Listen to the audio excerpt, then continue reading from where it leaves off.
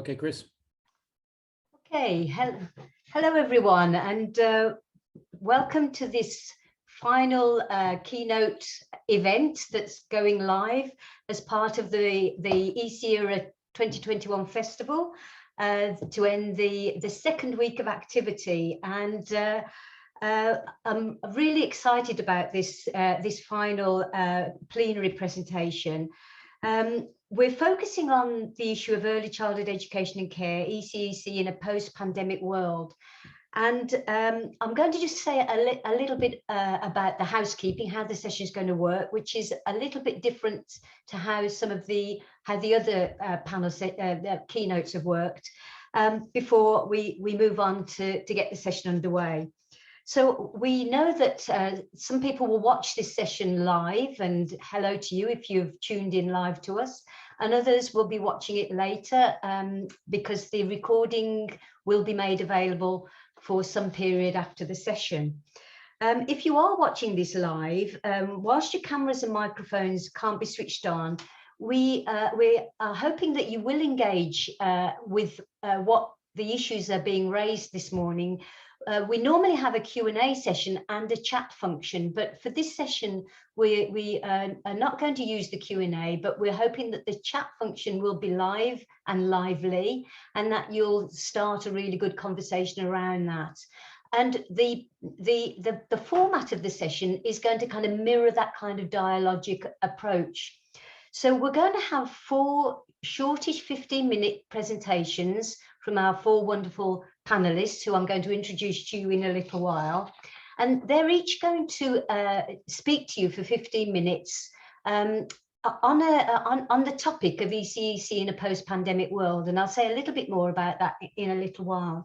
They'll each speak to you in turn, and then that should take the first part of the session. And then all panelists and myself will put all our cameras on. And the idea is that we're going to, I hope, enjoy a dialogue with each other about the issues that have come out of the 4 presentations. And of course, we're hoping that you're having a dialogue alongside us in the chat function. Just to say to you, in that chat function, and I hope it will be lively, but we like you at ECECERA to keep respectful and to be aware that it is a public platform, and that your name is identified there. So be aware that it is a public, it's not a private chat. So that's the housekeeping. The session's going to work slightly differently. So not 1 presentation, but 4 shorter presentations and then a dialogue. What we wanted to do with this final kind of plenary session of the week is to try and provoke and engage in a dialogue about futures, and trying to be kind of positive and optimistic about that future, but realistic about the challenges that we're all facing. The planet, the world, our communities, we're in a very difficult and challenging time at the moment. And it isn't just the pandemic. The pandemic is a kind of a sign of what's going on, but clearly climate change, the flow of migration, the issues around democratic rights and voice, and how we live our lives well in the 21st century. These provoke and present us with huge things to think about and act upon. We can't just think about them, we need to act upon them. So what we thought we'd do is we gave each of our panelists the challenge of, from their perspective, sharing with us their view on the visions and strategies for this post-pandemic world. Where do we go from here? How do we work together as a community that's concerned with young children to build better for their futures? What are the global challenges, but what are the opportunities in this situation that we're living in? And how can we reimagine things, create something that's maybe learns from where we've been to build something better for the future? And, you know, what comes next, and what's our role in what comes next? That's the brief we gave to our 4 panelists. And it's very much their perspective on this. Our panelists represent a wide range of countries and continents. we have Asia represented, we have Africa represented, we have Europe represented, and we have North America represented. So a wide range of cultures and perspectives and genders and experiences, and also positionalities in terms of how they do their own professional work. And again, I hope that gives that diverse perspective and diversity of voice. I'm going to just briefly say something about each of our presenters, and I'll do that in the order in which they're going to present. So we're going to hear first from Professor Suyan Bay, who's currently president of the Pacific Early Childhood Education Research Association, PECERA or PECERA. And I'm delighted that Suyan is joining us this morning. PECERA or PECERA is a sister organisation to ECERA. Tony Bertram and myself helped. I remember Professor Spodek 20 odd years ago, who wanted to create a Pacific version of ECERA and setting that up, and that association has thrived, and it's wonderful that Suyan is there currently as president of it. And she's had a wonderful career, initially based in South Korea, where she comes from, but she's worked in America and Hong Kong, and you know, much, I think, that wisdom to share with us. Suyan will be followed by another really good colleague of mine, Hasina Banu Ibrahim, who's research professor in the Department of Early Childhood Education at the University of South Africa. She currently holds the UNESCO co-chair in Early Childhood Education, Care and Development, and it's wonderful that she actually won the ECD African Women in Science Award in 2018, and her voice is very important, very interesting, and her perspective, I think, on futures again will be fascinating to hear. Our third panel member is again good friend and colleague, Dr. Rolf Grafwallner, who's currently working with the Council of Chief State School Officers as an early education consultant, which is the membership organisation for state education chiefs in the US and its territories. And he's been programme director for early childhood there since 2016, and also I know has done a lot of work on the ground in Maryland, where Tony and I first met Rolf. So very much at a policy and an admin perspective, but you know, that wider vision of what needs to happen from his position.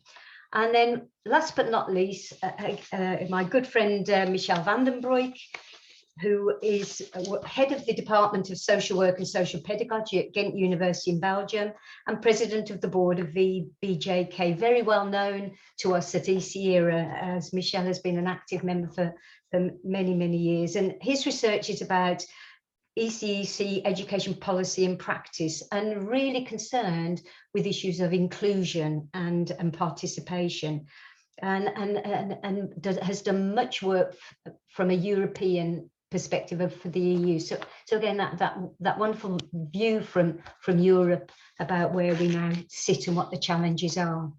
So that's our panel. This is going to be, I hope, a very interesting listen and then a dialogue. I'm going to, with no further ado, move on to our first perspective, which is coming from Suyan Bay. And Suyan, if you'd like to switch your microphone on and your camera on, and the floor is yours. Thank you. To this presentation. Okay. I will share the PowerPoint slide.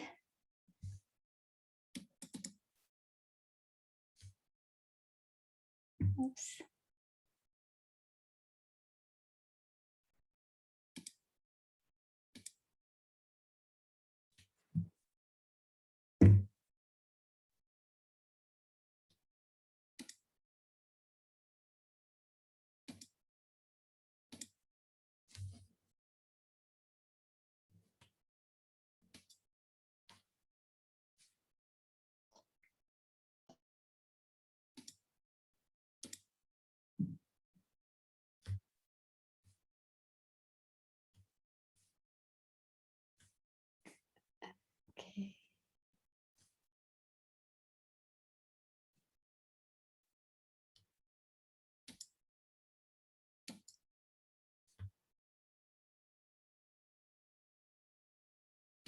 Do you see? No, right? No, if you try again, Soyan, you're almost there. Okay, I will. So I'm going to screen share.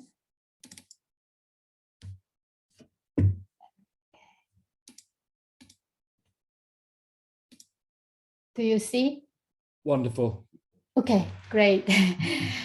All right, let me start my presentation. Okay, Professor Pascal, ECECERA trustees and distinguished scholars, colleagues, and the students. I'm delighted to be here today, and I'm very grateful to Professor Pascal for her kind invitation to the prestigious Association of ECECERA's 2021 conference. For me, especially as the president of the PECERA, the Pacific Early Childhood Education Research Association, this is very meaningful opportunity to build stronger relationships between PECERA and ECECERA. Before starting my presentation, I'd like to convey the warmest regards to you that are from PECERA Executive Board, Council, and many of PECERA members from Pacific Rim. We look forward to welcoming another part of the world in the our part of the world in the near future. Recently, we all went through unprecedented time. Unprecedented times. A small virus has stopped the whole world and reached the point of affecting or changing daily lives of almost everyone on the planet.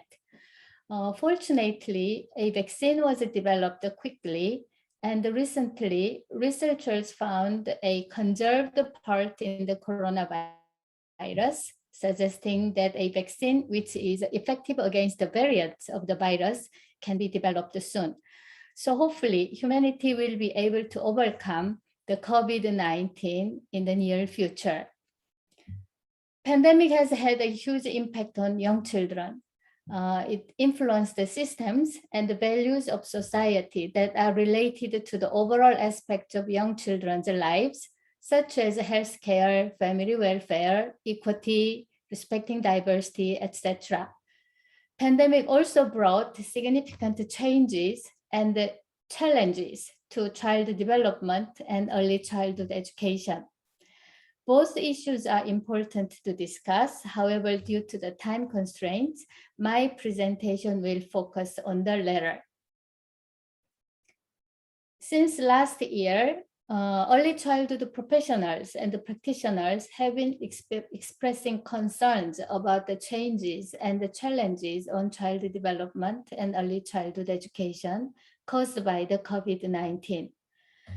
Such as concerns on physical development to emotional development and issues in children's learning to the programs of the child care providers.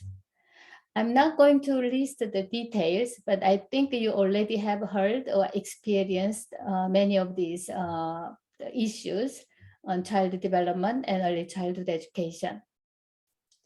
The thing is, despite the changes and challenges, child development and learning could not be stopped, and we could not stop working with them either.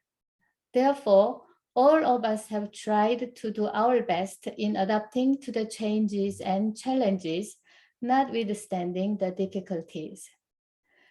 Here, let me share with you a few examples of how young children and early childhood teachers in one of the kindergartens in Korea dealt with the changes and challenges caused by the COVID-19.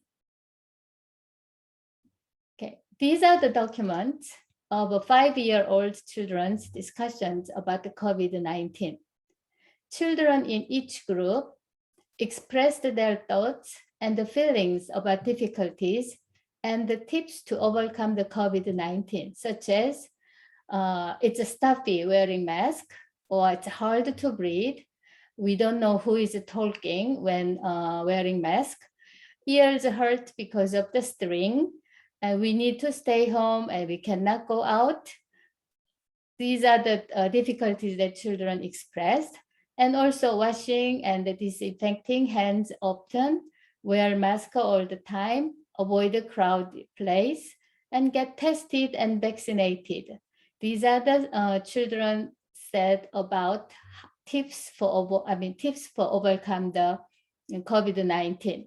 Okay, and here I would like to ask you to look at their ideas for the ideal mask in their pictures. Right here, if you can see, this group, they kind of concluded we need a mask without string because, you know, our ears hurt, okay? And the second group, the many more masks are here. The children wanted to make a mask with some transparent part in the mouth part, okay? And they want colorful mouth. And also another thing is they want a mouth with a zipper so that it can be opened and closed easily. And then the third group, they kind of summarized the idea that about the new, the ideal mask is the mask should be in rainbow color and it should have a good scent. And also it should have diamonds attached. Okay, and then this group commented as well, though this mask will be expensive because of diamonds. Okay, so I thought the young children solved the problems not only in creative, but also in optimistic and humorous ways. Okay, teachers in this kindergarten also had to adapt their teaching. Okay. In addition to many other actions to adapt to new normal, teachers in this kindergarten decided to have children play outside on rainy days in order to make up children's missed chance to play outside during the rainy season. For this, teachers and children discussed and set new rules of playing outside with the rain suit. And the teachers had to obtain consent from parents and spent extra time to disinfect the rain suit. Okay. Although the teachers had to make extra effort, they thought they made a good decision because they could see the children are happy to play outside. In short, teachers also solved the problems as much as they can do. Of course, some problems could not be solved yet, and some solutions may not be the best ones. However, I think young children and teachers have responded to the changes and challenges with creative and the best possible solutions. Additionally, what teachers did in this process could set good models for children who will need to solve many problems in their future lives. Lately, as more people are getting vaccinated, for your information, as of today, there are about 63% of the whole population completed the first shot of the vaccine in Korea. Okay, politicians have begun to mention about the post-pandemic world, and it is a good time for us to look ahead to what needs to be done in early childhood education in post-COVID-19 world. However, as we all know, it is not easy to exactly envision what the post-pandemic world be like. Just like none of us could have foreseen the outbreak of COVID-19 2 years ago. Only thing we can tell for sure is that we, including our children, will need to solve another novel and unpredictable problems in the post-pandemic world. Then, what should we do for our children? Long time ago, Dr. Bernard Spodek gave a lecture to Korean early childhood educators, and one member of the audience asked him how to educate young children who will live in the future filled with uncertainties. His answer was very firm and simple. Let them play in various settings. So today, I would like to reiterate his words. Let children play in various settings so that they can develop problem-solving skills needed in the post-pandemic world. As we know, play is an activity that occurs naturally and repeated in children's daily lives. It is an activity that children are interested in, start spontaneously, actively engage in, lead, and enjoy. And there are two kinds of play, as we know. One is free play, in which children voluntarily start and lead from the beginning to the end, and guided play or playful experiences, which is prepared by teachers and include children's voluntary participation. Induces children's voluntary participation and initiative. Through engaging in any types of the play, young children can have various experiences that support their sound development in all domains, as well as development of core life skills such as self-regulation, executive function, and resilience. All of these are essential ingredients of developing problem-solving skills. Before I move on, let me show you a list of benefits of engaging in one of the children's play, hide and seek. See if you agree to this list. Through playing hide and seek, children experience and develop all these kind of skills and abilities, from developing gross motor skills to developing social emotional relationships. Okay. All of these are the ingredient of problem solving. Do you agree to this list? I'm sure you will have more to add on this list, not less. Moreover, one salient benefit of play, which is relieving stress, is something that we need to note in post-pandemic world.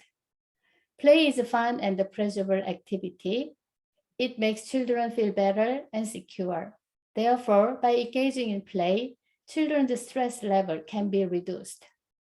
At the same time, through repeated experiences of identifying and finding solutions for the unpredictable issues in play, children develop both cognitive and emotional abilities to cope with the difficulties or conflict. As they engage in more and more in play, children will be able to manage the stresses in play, and eventually they will be able to solve problems in their daily lives without getting much stresses. Therefore, I can say that stressing play is even more crucial in challenging and rapid changing era like a post-pandemic world. Also, in addition to what early childhood educators usually do after crisis, play can be used as a therapeutic intervention for some children who are particularly vulnerable to the effect of crisis or having traumatic experiences during the pandemic. Of course, for this, early childhood teachers should be able to collaborate with other professionals, such as healthcare providers, play therapists, psychologists, etc. Therefore, I'd like to say that we need to do for our children in post-pandemic world is to continue to stress the importance of play in early childhood education. Or you may say that emphasizing play is not new. Yes, you are right. But I have been working in the field for the past 30 years in 3 different countries. And no matter where and when I work, I found that valuing play and the play-based education are considered as one of the most noteworthy ways of respecting and teaching young children. Now, I would like to briefly talk about what needs to be done when stressing young children's play in post-pandemic world.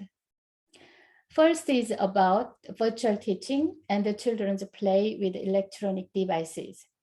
Actually, these two are something that we expected to experience in the next couple of decades.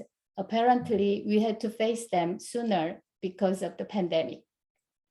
During the pandemic, since we did not have much choices, many early childhood teachers carried out online teaching, and most families allowed their children to play with electronic devices without having much evidence that could guide our decisions. However, considering developmental characteristics of young children, Sooner than later, more research needs to be conducted to find and provide evidence and guidelines for better ways of virtual teaching for young children and the children's play with electronic devices.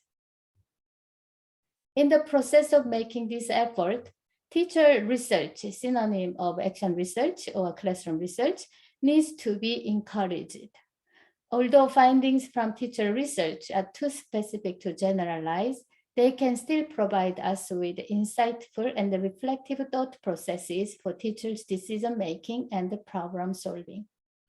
For this, early childhood teachers and early childhood teacher candidates need to have opportunities to learn about conducting teacher research. This is because teacher research also needs to be conducted systematically with a clear purpose in mind. Finally, in addition to teacher research, conventional research also needs to be conducted on the specific topics such as planning curriculum, effects of play, and assessment of children's development, and effectiveness of play-based education, etc. Again, teaching young children needs to be based on the best available knowledge, guided by relevant and trustworthy research. However, conducting research itself is not sufficient. The more important is translating the high-quality information gained from research into the pragmatic scenes of child rearing and education.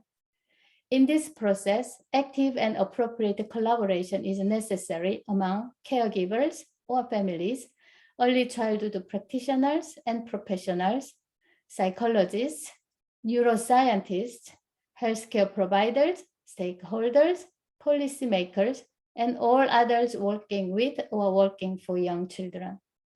In addition, the collaboration should be carried out in two-way relationships, in opposed to one-sided relationships among the participants, and in a radial or web type rather than in top-down type, in order to reflect and address all parties' interests and concerns. Also, collaboration needs to be carried out both at the domestic and international levels. For this, I'm sure that PECERA and then ECERA will be able to play significant roles. In closing, with a summary of my talk today, on the basis of relevant and trustworthy evidence drawn from collaborative research, play and the play-based early childhood education needs to be continuously stressed and implemented in the post-pandemic world. I would like to share two quotes about the play. One is, play is the highest form of research, from Albert Einstein. And another one is, when life throws you a rainy day, play in the puddles. This is from the Winnie the Pooh.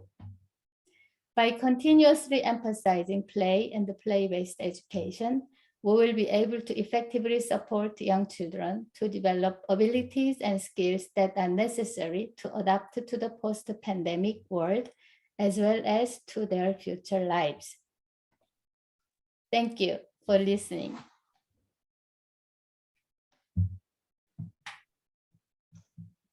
Thank you very much, Soyeon, for starting off our panel session so well and reminding us again a theme that's been across the week, actually, about the central importance of play and generating new knowledge about how we support that a bit better. I like your focus on the practitioner research and practice-based research too. And I'm looking forward to further collaboration between ECECERA and PCERA. Yes. So we're swiftly going to, if you switch your camera off now, Soyeon, I'm going to invite Hasina to switch her camera on and to welcome Hasina to the screen and invite her to begin her presentation. Thank you, Hasina.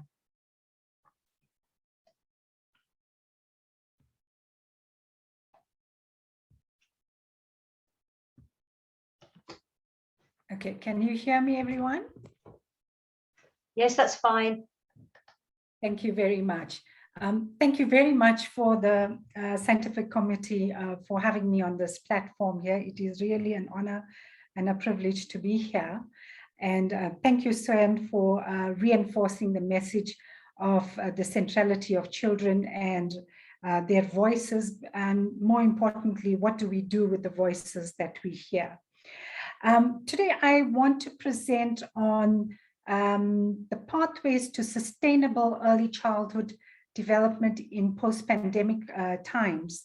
And I thought that South Africa presents a very interesting case to show how we've been navigating those pathways. So it's a complex terrain, as you know, and it unravels in ways that you have to think on the feet and then work with what you have and think divergently and critically. So you'll see the flag, the South African flag there, cast as a rainbow nation, and also, echoing the message that early childhood is made up of plural practices, plural models, and ways of thinking. Next slide, please. So I thought what I'll do is to share with you this vision that we have, which is not very different from the visions that African countries have in terms of their child development, early learning, and their nurturing care.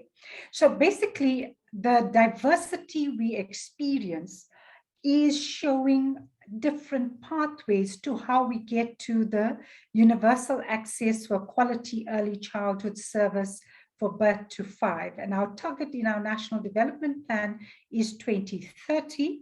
And if you look at the African Union, you look at the Continental Education Strategy, these are the things that we are working with. The colors there are quite telling. They are different, vibrant, dull, crossovers, somewhat longer, shorter. So that is indicative of the complexity of the players in the field that are making decisions with children, for children, and about children. So what I'm going to do is talk about birth to 5, which is unfolding into the public space for service provision. And a very interesting thing that is happening in South Africa now is what we're calling the function shift. So because of the custodial care model historically, and the overriding concerns with child protection, amongst other things, the lead department was the Department of Social Development. But as of April 2022, the Department of Basic Education is going to be the lead department heading early childhood services in integration with other ministries. Next slide, please.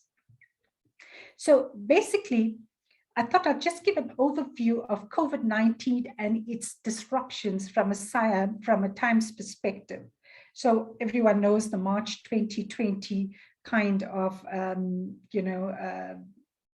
responses that we had throughout the world and the shocks that came through that compounded the crisis in early childhood specifically.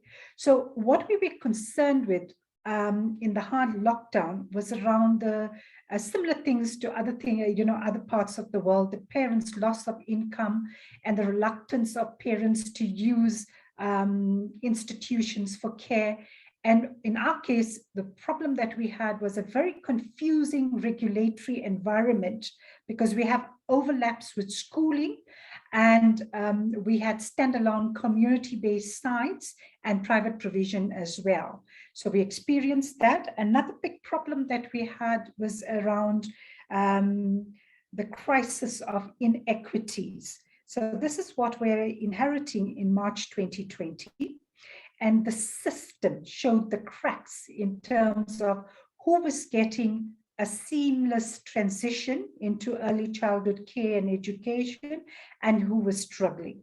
So the disadvantaged context faced closure, and the advantaged context, some of them had, like, for example, reserves in their funds, and they were able to negotiate the new protocol environment, and they were able to somewhat open their services with all the new risk-adjusted requirements. So our research team looked at the lived experiences of the workforce in these two very disparate kind of contexts, but both facing vulnerabilities in terms of what they needed to do for children, for families, and for communities. And so the government released a stimulus package of 380 million and more than that too, to support the employees. Except that the thinking around this was around a formal sector. And whereas early childhood from birth to 5 was operating in the informal, non-formal sectors and with lots of different kinds of operators. What that meant was that, for example, if there was a claim for an unemployment benefit, all of the things were not in place for the practitioners to actually access this. And so the dedicated stimulus package was welcomed, but it was problematic as well, as you can see from the timeframes. Then moving into 2021, we started to experience the levels of attendance at early childhood centers beginning to increase. So some kinds of recovery was taking place, and the research has shown that the attendance level was starting to get more like the pre-pandemic phase. And this was because parents were starting to go back to work, and they, the big thing about these centers is they are heavily reliant on parent fees. So parents were able to, do their bits income in terms of the payment of their fees, and in relation to children, there's still a lot of skepticism about sending children to early childhood centers and the mask wearing. So it's very interesting that children are designing their own mask, and they know where the kinds of problems lie and what they would like it to look like. So, excuse me, the concerns are still about quality in the child participation and enabling the children's voices in this very delicate situation, and also the parenting support and parenting education in this particular setup. Next slide, please. So the lessons learned in the sector that I think is really valuable for others to know is how the local communities have been mobilizing for different things to happen. And we have a very vibrant non-profit sector in early childhood. And so there's all sorts of alliances and partnerships and so forth.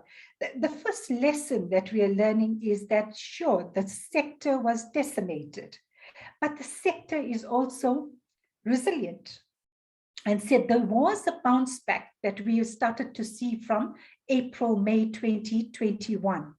And I think that a large part of this bounce back behavior in terms of getting government's attention also has been the activism. It has been absolutely phenomenal, where the government was hesitant about the opening of early childhood centers, giving kinds of mixed messages. Then the non-profit sector, there was a court case, and the government was taken to court, and of course it became very clear that there was certain practices that were not acceptable, that there couldn't be discrimination of early childhood service delivery in schools and in community-based sites and other types of provisioning. So the sector won the court case, and the reopening became clearer for everybody. The other one was around the number of people that could benefit from the stimulus package. Again, the field took to the streets, and the activism there then said it shouldn't be for, but it is then open to everybody. So activism, like I say, gets results in terms of nudging towards certain directions for early childhood. Then sustained recovery, we're finding this big time, that sustained recovery is government-led. And so this patchy kind of response that we had, where the NPO sector was very active with a bit of philanthropic support, that doesn't work. The government leads. The government sees early childhood as public good, and it leads in partnership and collaboration. And the other thing that we found is that as we head towards the upscaling of early childhood in 2030, we have different kinds of platforms that are making their capital available to move early childhood forward. And this has been phenomenal. So I think that the technical assistance that we see coming through for a range of quality assurance procedures, the financing tools that have been thought of, because we're not a one-size-fit delivery model, it's a mixed method delivery model. And this is being shared with government to say, have a look at this and look at what kinds of funding kinds of models we can use for upscaling. And then the experts are making themselves available in parliamentary sessions. And these are then contesting the tired old responses, for example, in the Children's Act. And we now have a Children's Amendment Bill that is more indicative of the realities, and this is serving currently. And next slide, please. So basically what we are doing is in this local knowledge produced through local voices, we are starting to see pathways being created for sustainable ECD that is government-led in partnership with civil society organization. And what's the evidence for that? There are 4 areas that we are seeing some action that is happening that is very promising. So the one is registration and infrastructure. Our problem is that we don't have good data and we don't know what we're acting on. So the Vangasali campaign is the data gathering exercises of checking which are registered sites, which are not registered sites, what does infrastructure in early childhood look like? And then looking at the service delivery model. Like I said, it's mixed delivery model. And so it's not just center-based provision. It's also other program options which are non-center-based, for example, playgroups, and also home visiting program. Most children from birth to 5 reside with families unless they're incentivized by the government in terms of the subsidies, and they are. And the subsidies go towards the supply side to stimulate the demand. And our legislation and stakeholder engagement, like I said, there is now this push to re-look at the Children's Amendment Bill, and COVID has created different kinds of scenarios for action.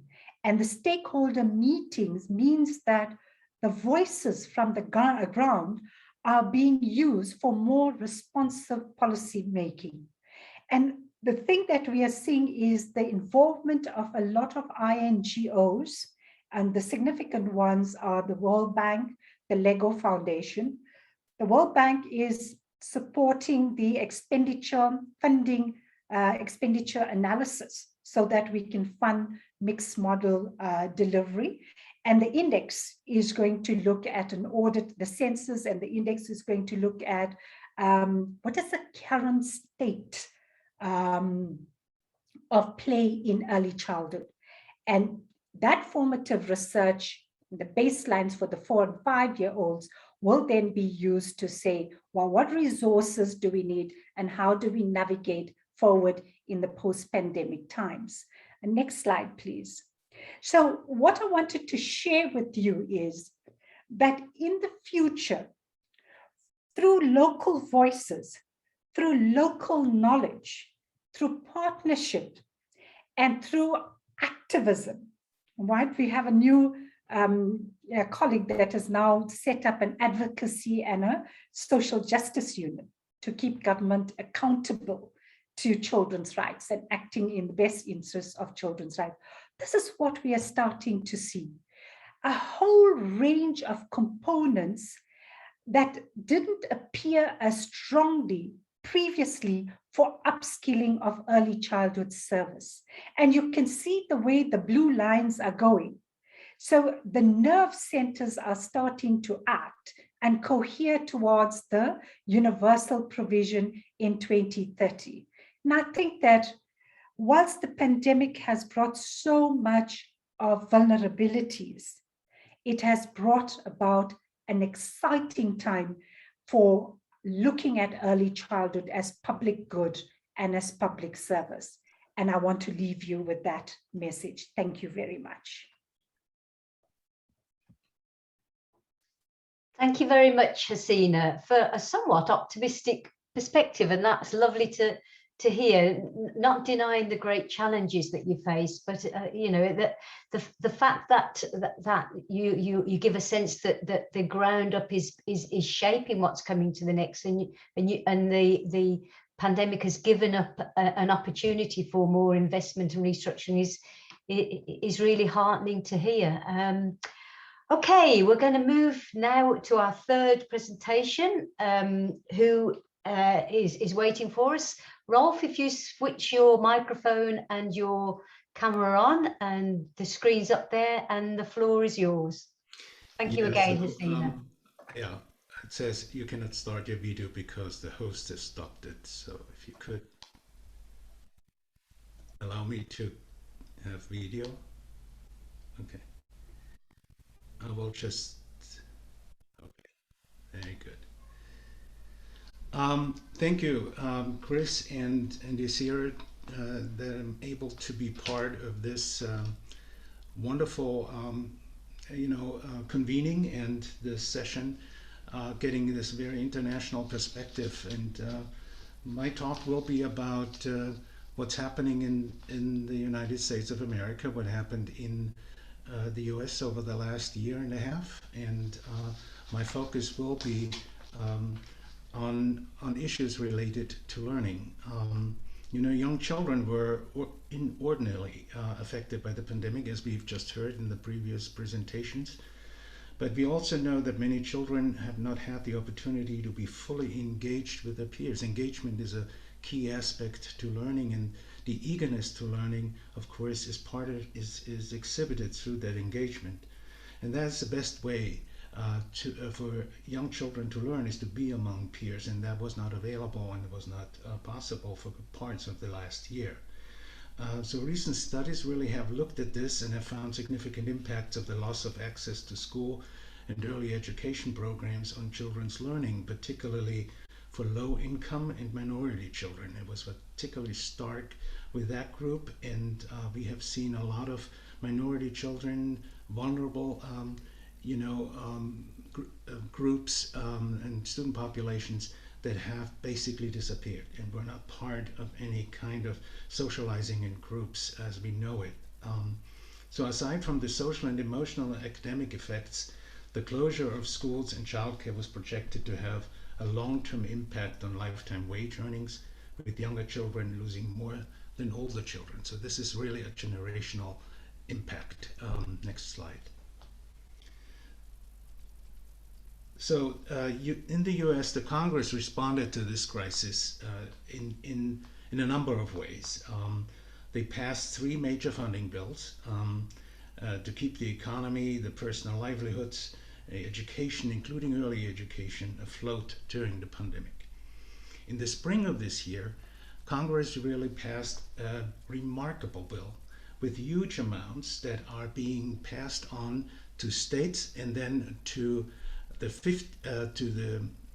states and to the territories, and then of course to the local districts, as well as to early childhood programs across the country. There were 2 major needs that needed to be addressed. First, Congress passed funding for childcare.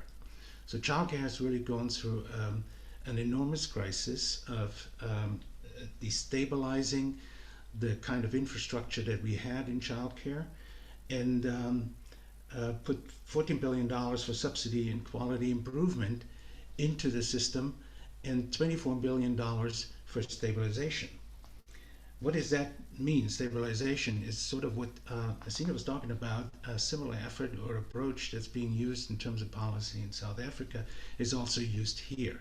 There's a market, there is an area, a sector that has really had a huge hit on, because of the pandemic, and needed to be restored and stabilized so they can sustain the kind of services they had offered before. So according to the National Association of Education of Young Children, NUIC, more than 1 in every 3 childcare providers were considering shutting down their childcare programs this year, and the percentage increases for minority-owned programs, more than half of those considered permanent closure. That is a huge impact on access for children to have learning opportunities in group settings, childcare settings, family childcare, or in preschool programs. So the stabilization funds were meant to compensate the programs for the loss, and that seems to be happening now. All of this is now happening as we speak because the funds are now making its way through the system and to the local governments. The second huge public investment was for pre-K to grade 12 education, so elementary and secondary education, with 123 billion. Education has never seen that kind of amount that was pumped into the system to make sure that education can continue and can thrive, after the pandemic is over. 6 billion were earmarked, if you will, they were dedicated to unfinished learning. And the reason for that is that a lot of children were not in school during the year and a half, or had very few opportunities to have some engaging kind of learning taking place, and that is true for childcare and it's true for our pre-kindergarten, kindergarten programs. And of course, the whole effort of unfinished learning is addressed to all grade levels, but my focus will be on the young learners. So for the council, I put together a recent paper that looked at the policies that are based on evidence, and in total might give us a direction of what young learners will need over the next year to really support their learning, their growth, their development, and eventually their school success. Next slide. First, we have to sort of understand the problem. What was happening and how are we going to address this problem? So unfinished learning, is defined as a stage in the development of the child when learning in organized settings, childcare and school, was disrupted for an extended period of time. Natural catastrophes like Katrina in 2005 in Louisiana, in New Orleans in particular, gave us sort of a case to look at when we basically were in the shock of the first few months of the pandemic, because that disruption there was for several months as well. And so how did the system then recover or sustain itself over that time and then recover after a recovery effort down in New Orleans? And so we were looking at that as a case study to see how this would work. And unfinished learning was also a very important aspect at that time. Then there were authors of several reports that came up with the conclusion that teaching and learning during the first quarter of the school year left all students behind, and especially those from racial and linguistic minorities. We have seen achievement gaps early on by third grade, particularly showing that minorities and low-income children are at a disadvantage when they come into schooling or transitioning into schooling, and early childhood education plays a role, of course, in preparing them for that. And so it became really an issue even before the pandemic. But during the pandemic, and as we see it now, it's been even worse. And the gaps are enormous. So I think treating unfinished learning isn't meant to be one template that's being used for all students. It's meant to be more individualized and to be more focused on particular groups, and it's more focused on ways in how we can shore up the support for children, not just in schools, but after school, during the summer, and during the whole year. The two major factors contributing to this issue were the lack of access to early learning and the differences in engagement by the young learners. We've heard from Zayan about just these virtual devices that are used, these digital devices that have been used during the pandemic with young children. And I think we have found that these have only limited success in terms of getting the kids engaged. Although some children were thriving with this, but across the board, it's been an issue. Next slide. So how can we mitigate this issue and establish some strategies that, if you pull them all together, might really give us an opportunity to address the need and then get basically most of the children, especially younger children, back on track as they go through their school career. So the first one that I would stress is to meet the needs of all children. I think this is an important equity issue that came out during the pandemic, that a lot of children were left behind, and that those children are mostly minorities, dual language learners, homeless children, and those children that had basically in some way not the kind of stability that maybe the regular routine of being in school and in childcare might give them. So the transitioning process into school is really very important and will look different. We have a number of studies that would indicate that the transitioning process this year in school and next year will look very, very different. We have children that are coming into school with a greater degree of behavioral needs that need to be addressed. Social and emotional trauma is something that I think many of the children experienced. And so I think the transitioning process needs to take into account the fact that you need to create a very welcoming and warm environment for children, and cannot necessarily go on as what go through the routines that you have had before the pandemic. The next point would be provide all students learning along the developmental learning progression. And that is really something that has really been a major focus in the education field, and excluding early education, is this notion of accelerated learning. This doesn't mean to make it faster. Accelerated learning means that you work within developmental progressions and understand where children are, and then move the children to the next level and build the capacities to learn along a continuum. And that the supports are not necessarily academic supports alone, but that there are also ways in how we can address the social and emotional needs for children, have a pedagogical approach that's very supportive and enriching for children.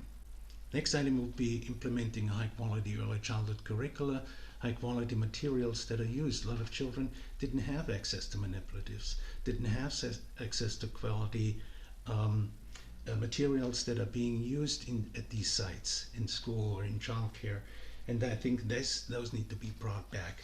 The play aspect is very important because children didn't have an opportunity during several months of the pandemic to meet other children or be interacting with them as they usually do, and I think that playful learning is a very important notion, I think, as you implement the curriculum. Assessments, of course, that are sensitive, behavioral observation, for instance, would be something that could be introduced and be used so that you have an idea where the needs are of the children. And I think there are a number of ways in how you can then prioritize the level of support that needs to happen for young children based on those assessments.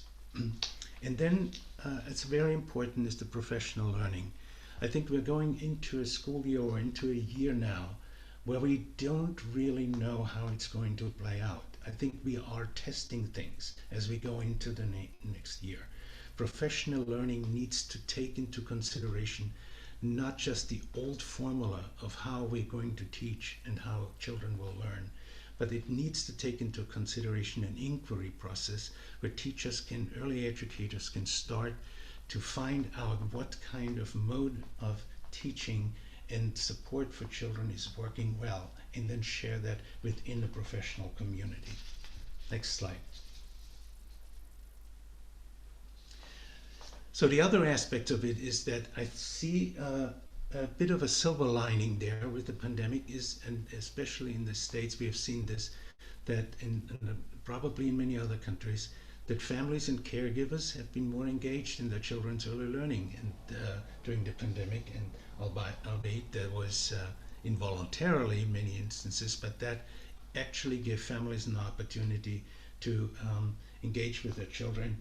The National Institute of Early Education Research, NIER, had done a couple studies and surveys of parents to find out how they engage their children at home, how they are working with them. And there seemed to be just an increase on some of these typical best practices of family-child interactions that are happening during the pandemic. Although that has sort of worn off over time, as we've seen since they've done 3 studies, 3 surveys, but it's going to stay as one of the new elements of engagement between school or childcare and families that has come out of this pandemic. I think a very important issue is also access to technology. It's very important to have broadband access. An OECD study that was done, by Schleicher, that looked at all the OECD countries and looked at their technology preparedness for the pandemic to see how the countries were able to respond to it. And a number of countries that had an infrastructure in place in terms of technology, broadband access, the devices in place, in particular in schools and then also in other programs, that really helped during the first phase of the pandemic. We have not seen that in the US. The US has not been very effective in getting their infrastructure in place, and that is something that needs to be addressed in the future. The next point would be, given the dramatically different school year educators have experienced this school year, the well-being of early educators and program staff is a precondition to supporting young children in, to help their social and emotional well-being. So in this particular case, I think we have seen also a dramatic shift as we see early educators now looking for self-care, looking for ways in how they can get through these challenging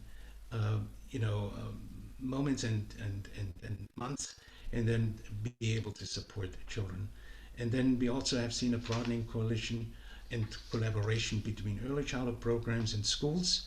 We have not seen that before the pandemic, but I think we're seeing a lot more in that regard, that the school really learned during the pandemic that they were dependent on childcare, after school programs, and the nonprofit organizations that are offering enriching summer activities. So I think the silos are starting to break down, and there's a greater chance for collaboration. And we hope that some of these aspects are going to take hold and become a new normal, if you will, for the way we deliver our services and how our early childhood education field is developing. Thank you.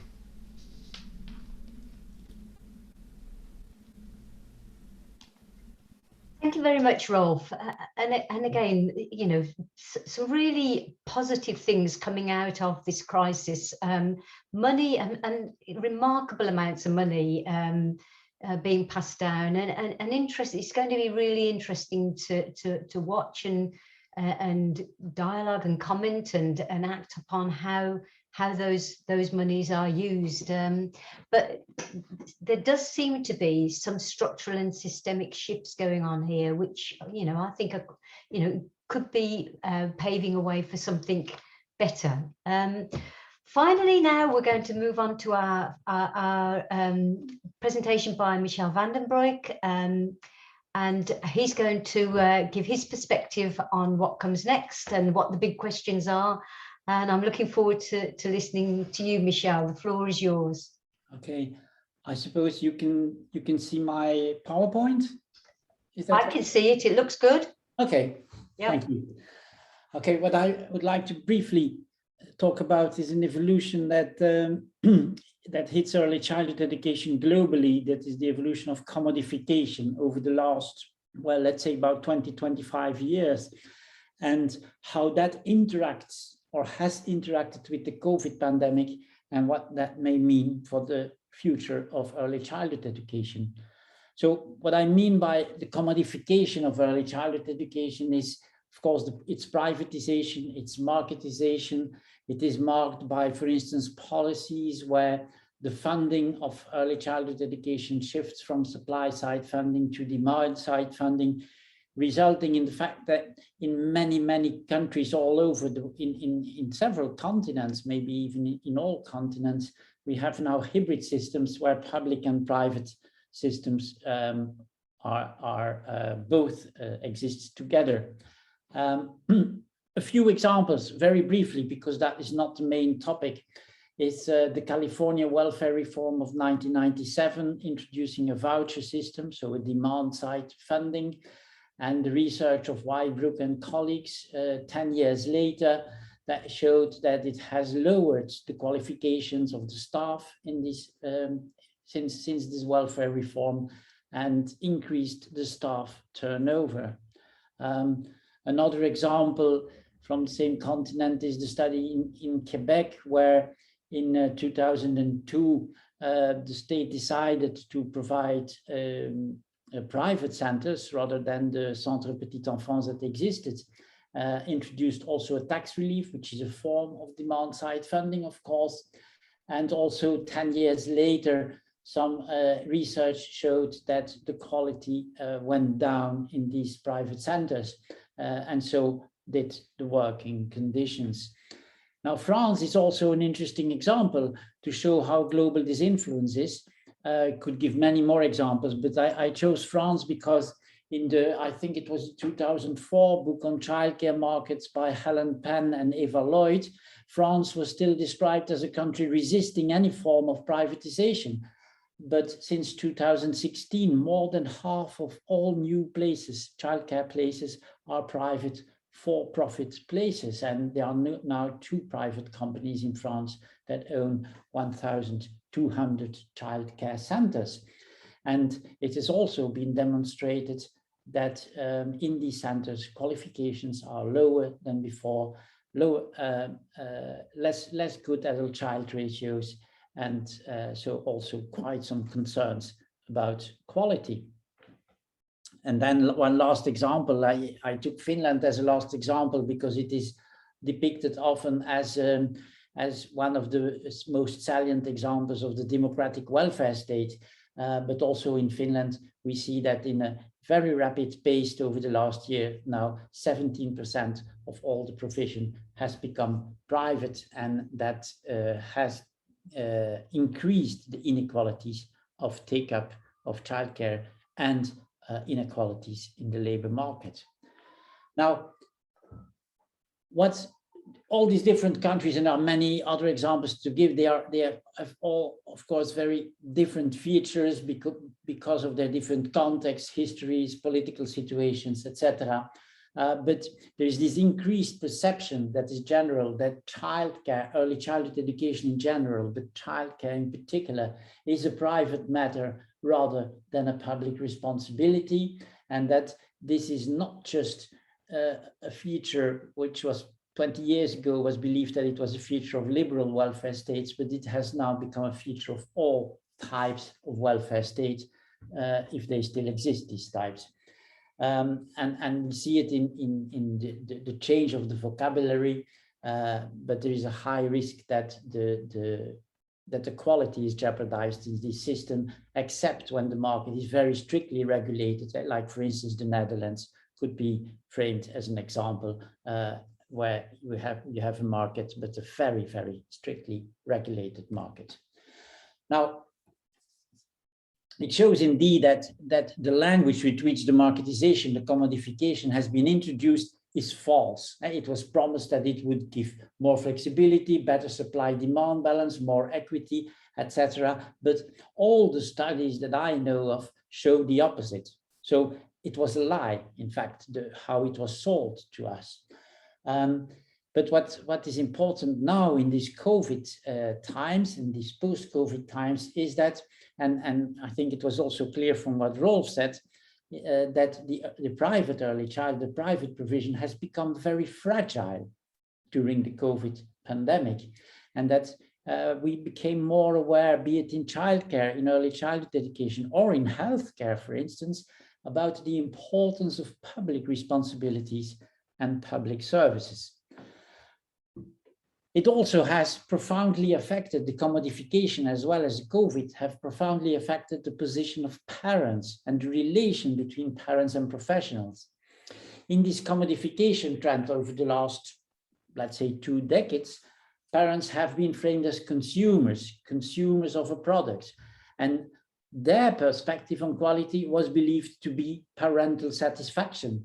And there are many policy documents that argue that when parents are satisfied, quality is okay. But of course it's not. And we did quite a large-scale study in Belgium with 2,600 parents and 380 locations, where we see that the variation in parental satisfaction has very little to do with variation in quality. What does determine variations in parental satisfaction is whether or not they had options, whether or not they had choice. And due to the lack of childcare places in many regions, that was what determined satisfaction, not the quality. So childcare options are unequally distributed. People on the lower scale, on the lower end of the socioeconomic scale, usually have less options. So parents are not consumers. But the language of choice, of course, masks inequalities. Because your child ends up in a childcare of your choice, then if that is not okay, that is your responsibility. And we all know, it's also very clear from the European Commission document report on the feasibility for a child guarantee, is that all European countries face high regional inequalities. Rich regions usually have more early childhood education and early childhood education of better quality than poor regions. And it has now also it's well documented that the inequalities have increased during Corona. Corona hit more in the popular areas, where the densely populated areas where there is fewer high quality childcare available. So the marketization increased the inequalities, but that has been reinforced by the Corona crisis.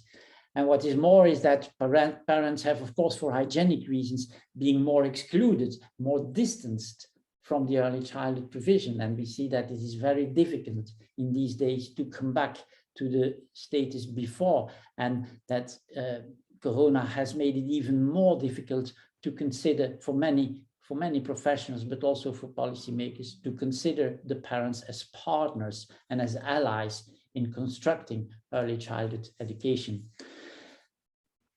I think Cabanas and Illouz wrote a very interesting book. It is not about early childhood education, it is about psychology.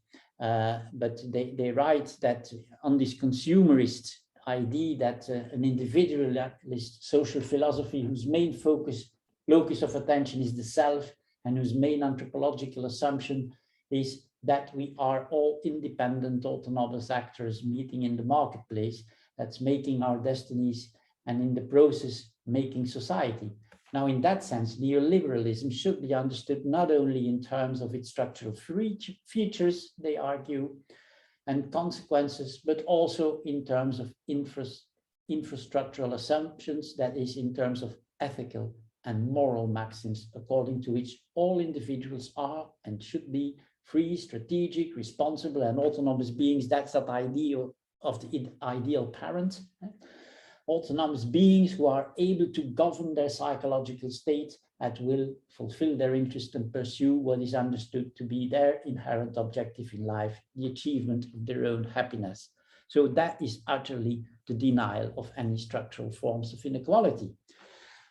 But they continue, and that's of course important, they continue that there are alternatives. We need, they say, a kind of hope based on critical analysis, social justice, and collective action. And I will come back to that, collective action that is not paternalistic, that does not decide what is good for us on our behalf, and that does not aim to spare us from the worst, but places us in a better position to confront it.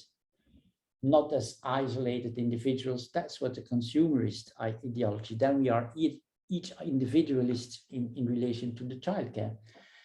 Not as isolated individuals, but together as a society. Knowledge and justice rather than happiness, they say, remain the revolutionary moral purpose of our lives. So I think that is the direction post-COVID that we need to think about. That we need to think about, okay, we have now become aware of the fragility of this marketization of early childhood education. So what's the alternative? Should we return to the state? I think we should think about what it means that we go beyond the dichotomy between private and public.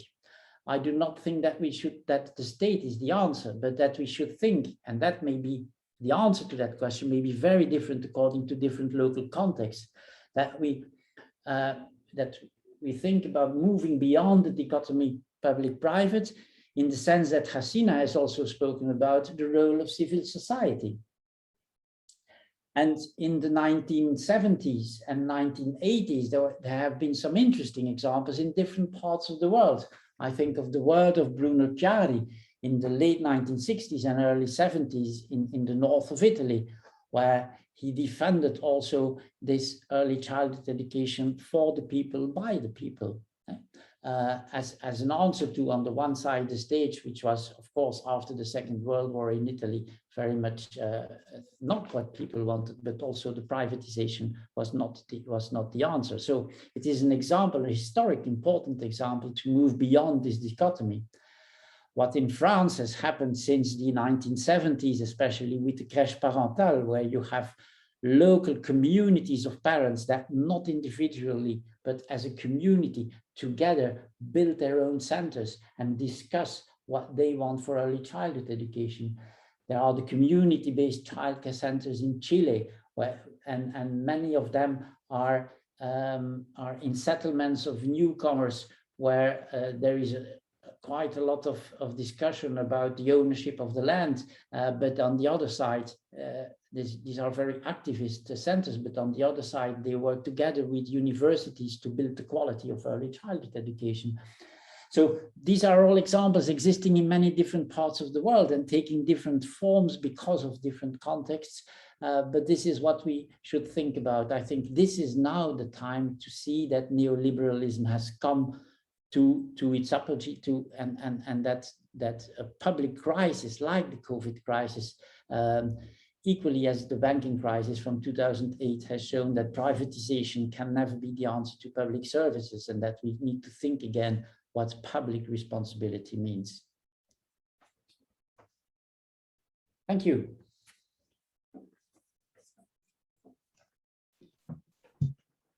And thank you very much, Michelle, for again another really provocative and fascinating perspective.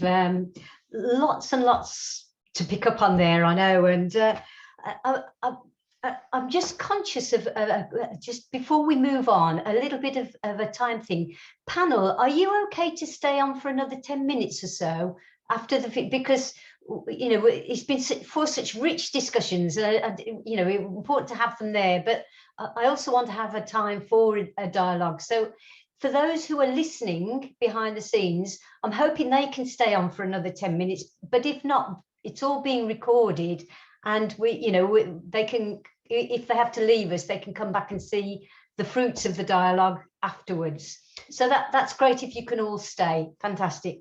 I'm going to also invite you to unmute yourselves, because I'd like this next bit to be, quite informal, as if we were sat round a table. I know we're kind of sat round a screen here, but sat round a table. And I think what's come out of the 4 presentations, and it is we know what the impact has been on young children during these last years particularly, but actually it isn't just an event, it's been a growing crisis.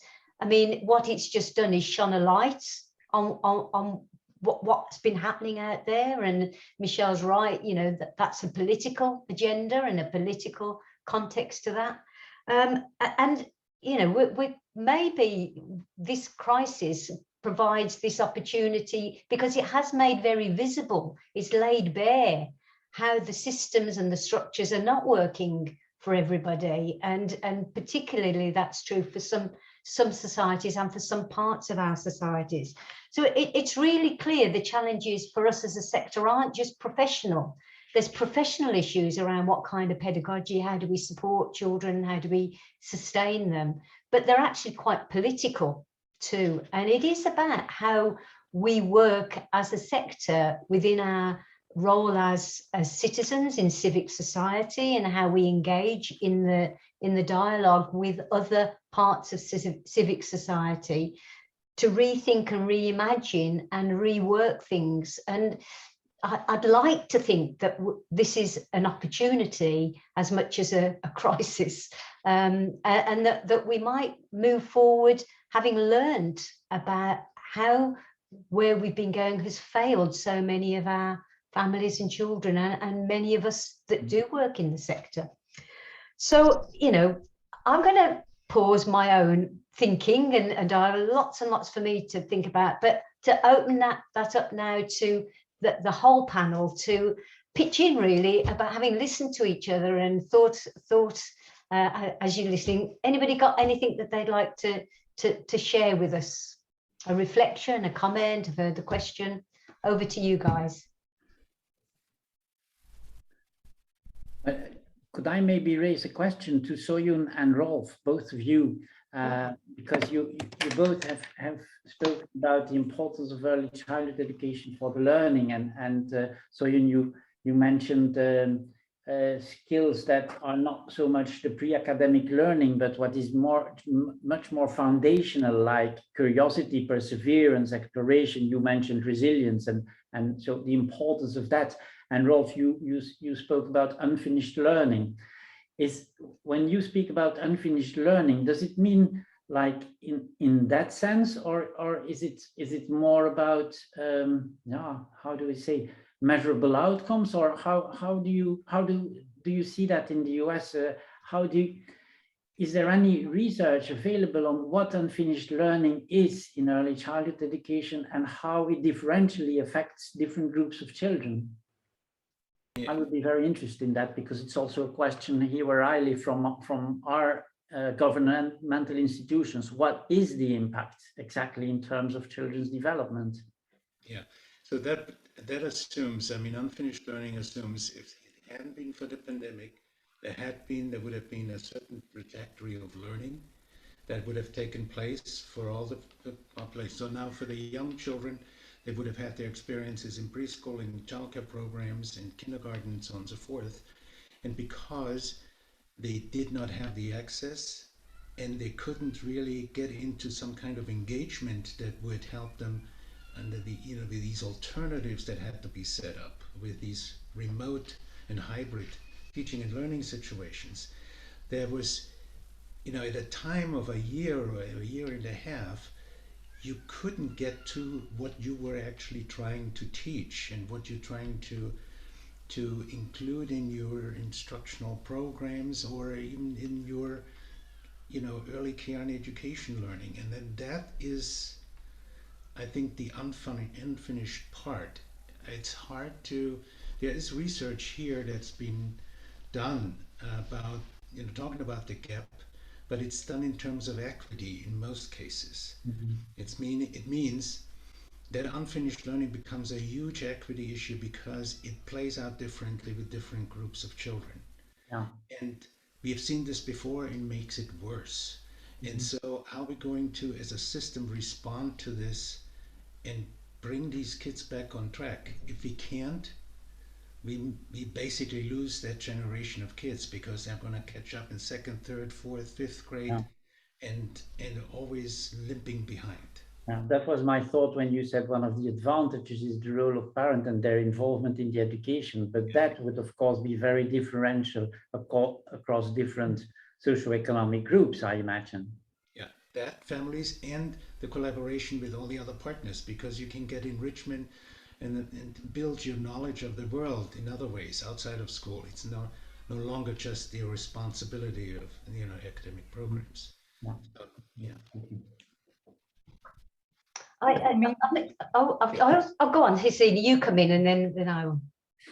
I was just wondering from, what we are talking about learning and what have you, what kinds of professionals do we need in order to navigate this very uncertain space? It's a professional development question. So how do you prepare teachers, for example, for an uncertain scenario that they're going to face at this, epic proportion? So, the kinds of reflective postures, the professional dispositions, habits of mind and whatever there's a lot of work that we have to do to unpack all of these things in terms of what professionals do at the time of crisis. And I know that in one of the forums that we developed, around this, we started unpacking the whole notion of, which is not new, the intentional, deliberate kind of actions that are needed, and how that tells you that's not business as usual. Now, the context from which I'm coming from is very important. It's very important to peel off these layers of complexity, because some of the training that we've witnessed on is that here's a package, this is what you do. And if you do this kind of tight delivery, all will be okay. So we have to now sit and have a look at this crisis time and what it is saying about you as an acquirer and what needs to be done in terms of this particular context. And the conversations are continuing. I think you're absolutely right, Hasina.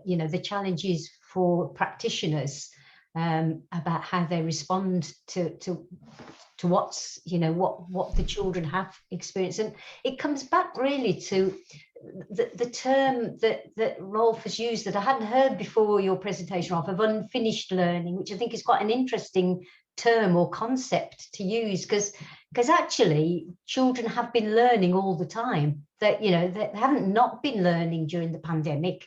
They've been learning all kinds of things during the pandemic. What they haven't learned is what the kind of learning and experiences that they get when they go to an early childhood centre.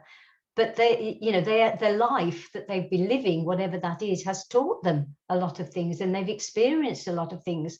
Some of that for some of the children is really positive. I mean, there is some of the children have thrived, particularly if the home circumstances and the families, there's been lots and lots of opportunities that families have had together that they haven't had before. But other children have learned a lot of other stuff that's about crisis and chaos and stress and, really chaotic and dangerous experiences, which they've also learned from. So that they're all coming back with that knowledge and that experience. And I think that's why Rolf and the others are right to say this kind of children are coming back even more, with even more inequity in terms of experience and learning than they had to before, because the early childhood centres mediated some of that a bit and supported children in those situations. So how practitioners now work with those experiences and that learning to build on from that, and to mitigate some of the experiences that maybe have been damaging or limiting for some of those children and liberating for others.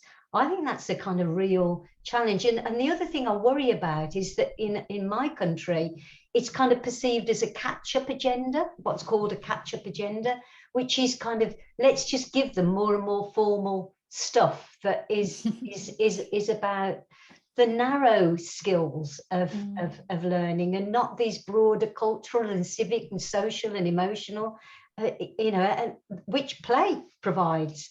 So I think there's real pedagogic questions to think about when the children do return and how they return, and how we balance that out to be equitable.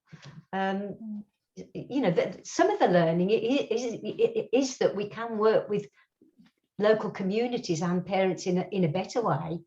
So I think there's a lot of positive there, but it does reshape things a little bit if we think about it. I wanted to, Can I? Yes. Go ahead. Soyan, yes, come on in. Yeah. I think you made a good point in the one of the chatting the window that well, the people may think children missed a lot. So you know, in the post-pandemic world, they have to study more, right? Academic, like very specific skills.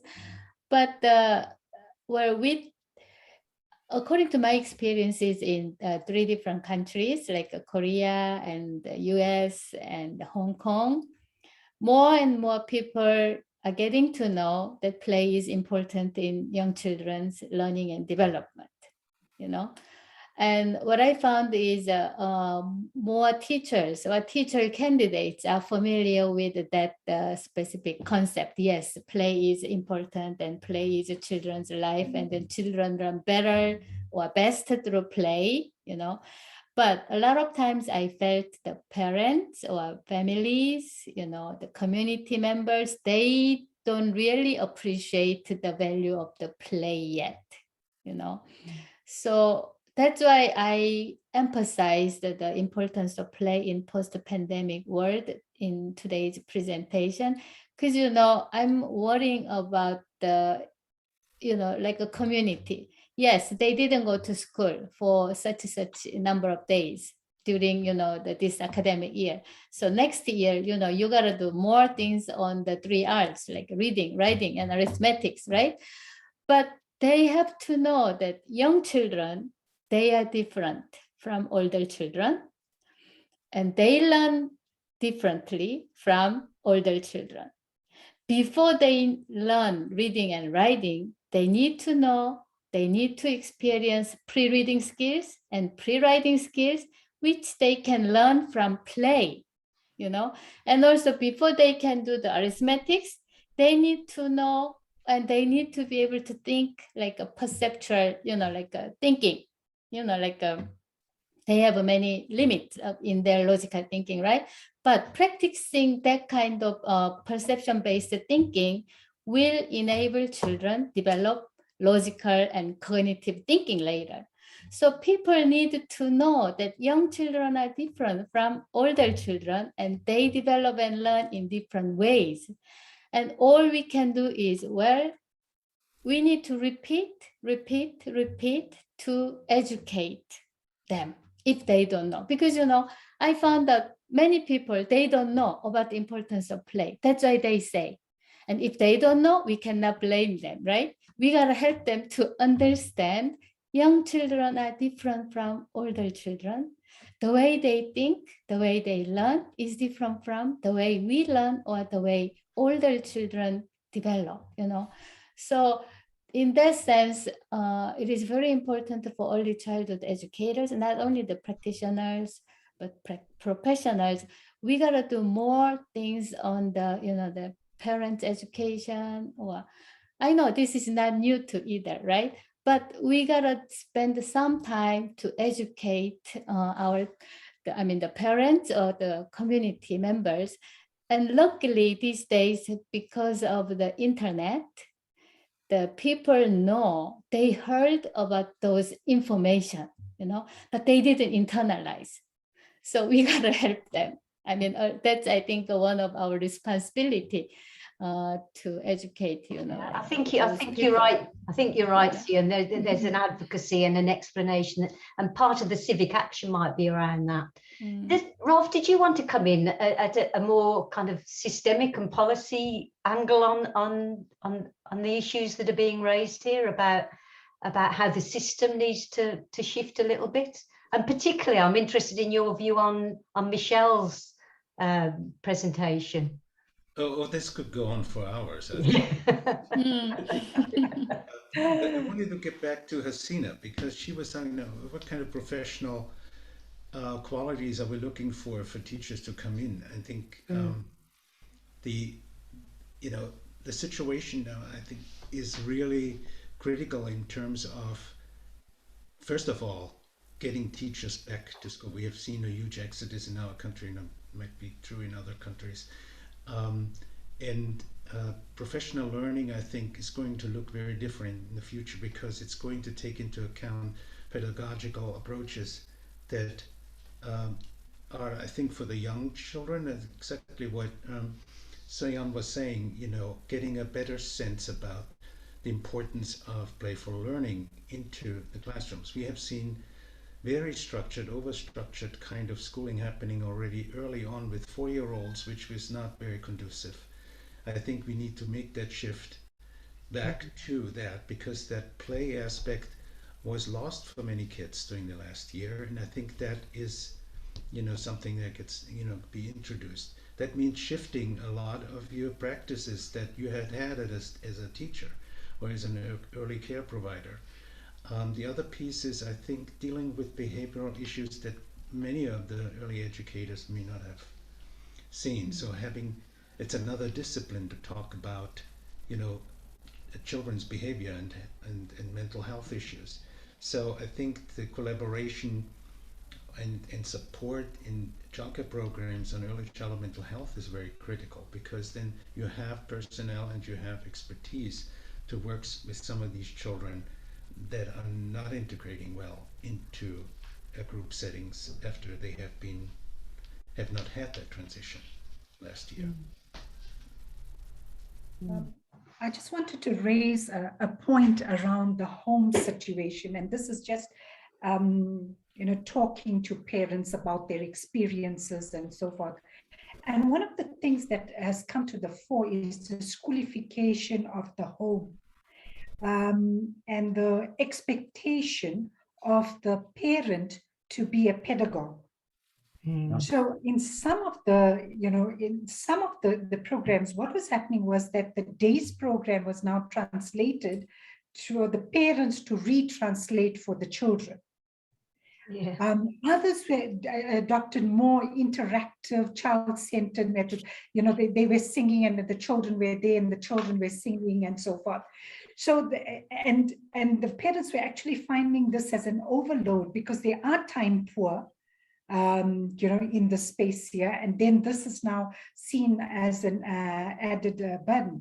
And then if you look at the gender dynamics of it, the burden of care still falls on the mother and the nurturance around this. So added to everything that she has to do in the household chores and what have you, is this whole responsibility for early learning in a way that meets the expectations of the preschools and so forth. So the question is that in this pandemic time, what's the role of males? And what does pandemic fathering look like? I think that would be very interesting to explore further in terms of how the priorities are set, and then who gets to do more, and what is seen as more legitimate in terms of the sharing of the duties when the learning goes like this. And the pandemic shows that. I think that's a very interesting question that you raised, Hasina. And as far as I know, there's not much comprehensive research about that, but some smaller scale research shows that it's shifted the gendered roles in the home, as both parents were teleworking, but other studies did not confirm that. So it's quite a confused image for the moment. But to the previous thing, I think that's an important point, is the conceptualization of learning. My impression very much, but now I speak from a Belgian perspective, that might be different in other countries, is that there is like a kind of dichotomy. You have people who say, well, children lost learning, and so we need to focus more on learning, and then learning is defined in a rather narrow way as pre-academic skills. While others say, and I see also the intervention of Jules, I'm not sure if I pronounce your name correctly in the chat, say, no, what children need now is care. They need to be taken care of, because there's a lot of emotion. Some children have faced very difficult things during the lockdown. So what we need is more care. And we see these two standpoints. And what I believe is that they don't understand each other. They speak for their own public, and there's little really, I would say, there's no dialogue that helps us forward. So I think we really need to create the room for conceptualizing educare. What does it mean when we integrate care and education, rather than see as what is more important than the other. So that is for me what I see in the debates in Belgium. They are fruitless. They don't go anywhere because of this dichotomy. And maybe another point on what kind of professionals do we need.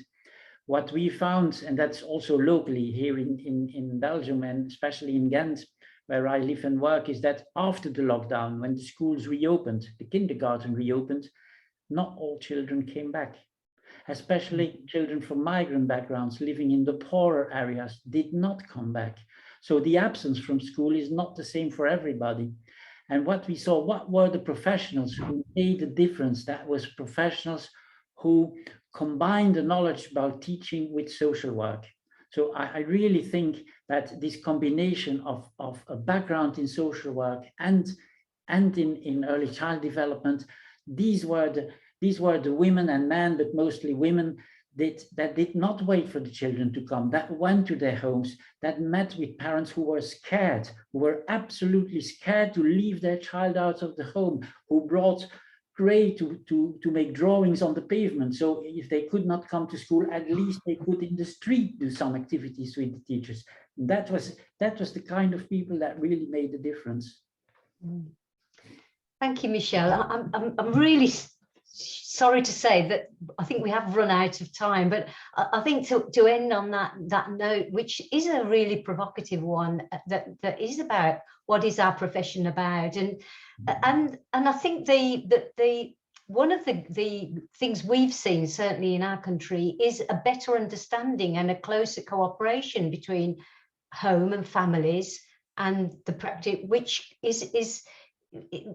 leads you to a more holistic view of the child and the family and the child's well-being in that broader sense. So, you know, potentially if that could be built on, but it has got implications, as Sina's right, for professional development and rethinking through what the professional's role is. And, you know, talking to them as pedagogues, which to me is about a wider thing than a narrow educative thing. It's about developing the potential in all human beings and seeing the child and the family more holistically. Maybe that could be a really wonderful legacy, that we could start to work better with that kind of frame. Thank you all. Thank you, Michelle. Thank you, Rolf. Thank you, Hesina. Thank you, Suan, for a brilliant session. I wish the conversation could go on with a cup of coffee or a glass of wine, and I'm hoping that in the future we'll be able to do that. But for this virtual online event, you've made a brilliant opportunity for us to have a think together and a dialogue together. So thank you all. I'm going to close this session now, and hopefully the chat will go on, and as other people view the conversation, they'll add to that as well. Thank you very much, all of you. Thank you. Thank you. It's been a great pleasure.